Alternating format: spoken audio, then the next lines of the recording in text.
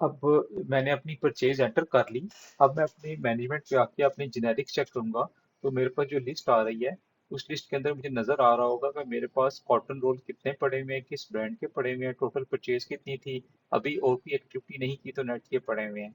इसी तरीके से कॉटन रोल के अंदर मैं आऊंगा, जो मेरे पास हैं उसके अंदर हमें बता रहा है कि किस सप्लायर से किस बैच नंबर के अगेंस्ट मैंने कितनी चीजें परचेज की हैं और वो किस वक्त किस जगह पे इस वक्त पड़ी हुई हैं। तो ये सारी की सारी चीज़ें मेरे पास यहाँ पर आ गई हैं। इसके बाद अगले स्टेप पे अब मैंने इशू करना है, तो इंडेंट्स में आऊँगा। दो तरीके से मैं इंडेंट कर सकता हूँ, या मैं पेशेंट को चीज़ इशू करूँगा या मैं किसी डिपार्टमेंट को इशू करूँगा। अगर डिपार्टमेंट को इशू करूँगा तो जो भी उसका रिक्वेस्ट नंबर आएगा वो एंटर करूँगा। सेंड बाई पे लिखूंगा किस डिपार्टमेंट ने मुझे भेजी है, ऑपरेशन थिएटर ने, लेबोरेटरी ने या एडमिन के अंदर, और रिक्वेशन डेट जो उसके ऑर्डर पे थी वो लिखूंगा। और आगे मैं लिख दूंगा किसने मेरे डिपार्टमेंट के अंदर से मेरे अलावा इस पे मैनुअल कोई अप्रूवल दी। दूसरा तरीका ये है कि मैं इंडेंट्स में आके पेशेंट के अगेंस्ट में वो चीज़ एंटर करूंगा। पेशेंट का जो विजिट नंबर है वो यहाँ पर एंटर करके एंटर का बटन प्रेस करूंगा। और अगर वो मेरे सिस्टम के अंदर होगा तो यहाँ पर वो आ जाएगा और उसके अगेंस्ट में मेडिसिन इशू कर सकता हूँ। इस तरह से ये मेरे आज के पेशेंट्स की लिस्ट है और मैंने मोहम्मद इसहाक को ये इशू करनी है। तो मैं इसका जो विजिट नंबर है वो यहाँ से कॉपी करके यहाँ पे एंटर करूँगा। और एंटर करने के बाद जैसे एंटर का बटन दबाऊंगा तो ये उसकी चीज़ें सारी की सारी मेरे सामने एंटर हो जाएंगी। और जब एंटर हो जाएंगी तो पूरी डिटेल बता रहा होगा कि ये किस मकसद के लिए आया था, किसने ऑथराइज किया। सिर्फ ये चीज़ आपने यहाँ पर एंटर करनी है और उसके बाद प्रोसीड के बटन पे क्लिक करना है। यहाँ पर सारी की सारी चीज़ें ऑप्शंस मेरे पास आ जाएंगी। अभी ये यहाँ से कि जो भी चीज़ मैंने इशू करनी है वो मैं यहाँ पर सेट कर लूँगा। और सिर्फ वही चीज़ें इशू हो सकती हैं जो कि मेरे स्टॉक के अंदर मौजूद होंगी।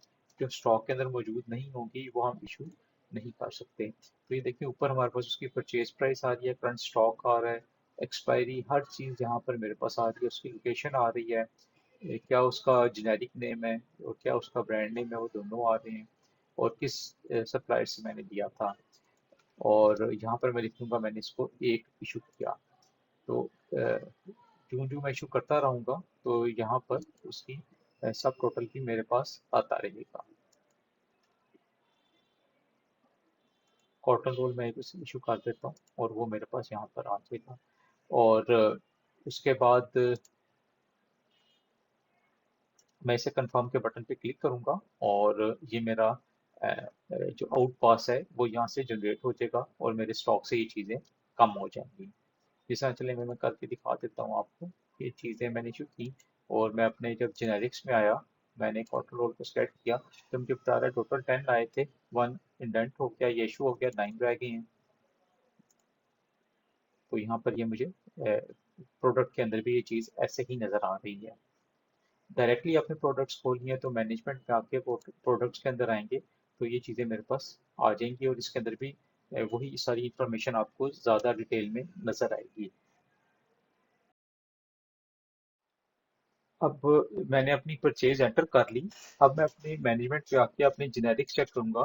तो मेरे पास जो लिस्ट आ रही है उस लिस्ट के अंदर मुझे नजर आ रहा होगा कि मेरे पास कॉटन रोल कितने पड़े हुए हैं, किस ब्रांड के पड़े हुए हैं, टोटल परचेज कितनी थी, अभी और भी एक्टिविटी नहीं की तो नेट के पड़े हुए हैं। इसी तरीके से कॉटन रोल के अंदर मैं आऊंगा, जो मेरे पास हैं उसके अंदर हमें बता रहा है कि किस सप्लायर से किस बैच नंबर के अगेंस्ट मैंने कितनी चीजें परचेज की हैं और वो किस वक्त किस जगह पे इस वक्त पड़ी हुई हैं। तो ये सारी की सारी चीज़ें मेरे पास यहाँ पर आ गई हैं। इसके बाद अगले स्टेप पे अब मैंने इशू करना है, तो इंडेंट्स में आऊँगा। दो तरीके से मैं इंडेंट कर सकता हूँ, या मैं पेशेंट को चीज़ इशू करूँगा या मैं किसी डिपार्टमेंट को इशू करूँगा। अगर डिपार्टमेंट को इशू करूँगा तो जो भी उसका रिक्वेस्ट नंबर आएगा वो एंटर करूँगा। सेंड बाई पे लिखूंगा किस डिपार्टमेंट ने मुझे भेजी है, ऑपरेशन थिएटर ने, लेबोरेटरी ने या एडमिन के अंदर, और रिक्वेशन डेट जो उसके ऑर्डर पे थी वो लिखूंगा। और आगे मैं लिख दूंगा किसने मेरे डिपार्टमेंट के अंदर से मेरे अलावा इस पे मैनुअल कोई अप्रूवल दी। दूसरा तरीका ये है कि मैं इंडेंट्स में आके पेशेंट के अगेंस्ट में वो चीज़ एंटर करूंगा। पेशेंट का जो विजिट नंबर है वो यहाँ पर एंटर करके एंटर का बटन प्रेस करूंगा। और अगर वो मेरे सिस्टम के अंदर होगा तो यहाँ पर वो आ जाएगा और उसके अगेंस्ट में मेडिसिन इशू कर सकता हूँ।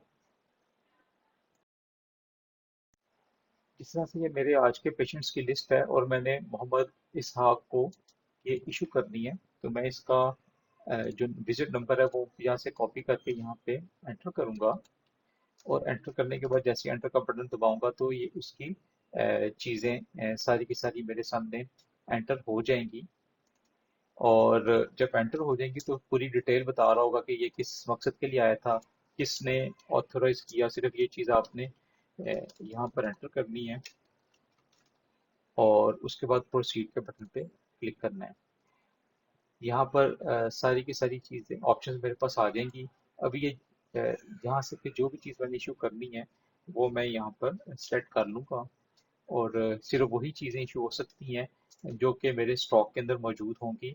जो स्टॉक के अंदर मौजूद नहीं होंगी वो हम इशू नहीं कर सकते। तो ये देखिए ऊपर हमारे पास उसकी परचेज प्राइस आ रही है, करंट स्टॉक आ रहा है, एक्सपायरी, हर चीज़ यहाँ पर मेरे पास आ रही है, उसकी लोकेशन आ रही है, क्या उसका जेनेरिक नेम है और क्या उसका ब्रांड नेम है, वो दोनों आ रहे हैं, और किस सप्लायर से मैंने लिया था। और यहाँ पर मैं लिखूंगा मैंने इसको एक इशू किया। तो जो जो मैं इशू करता रहूंगा तो यहाँ पर उसकी सब टोटल भी मेरे पास आता रहेगा।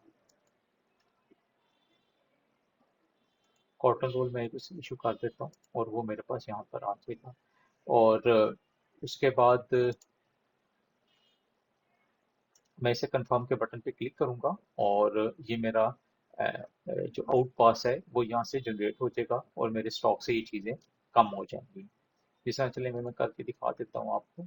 ये चीज़ें मैंने जो की, और मैं अपने जब जेनेरिक्स में आया मैंने कॉटन रोल को सेलेक्ट किया तो मुझे बता रहा है टोटल 10 आए थे, 1 इंडेंट हो गया, ये इशू हो गया, 9 रह गए हैं।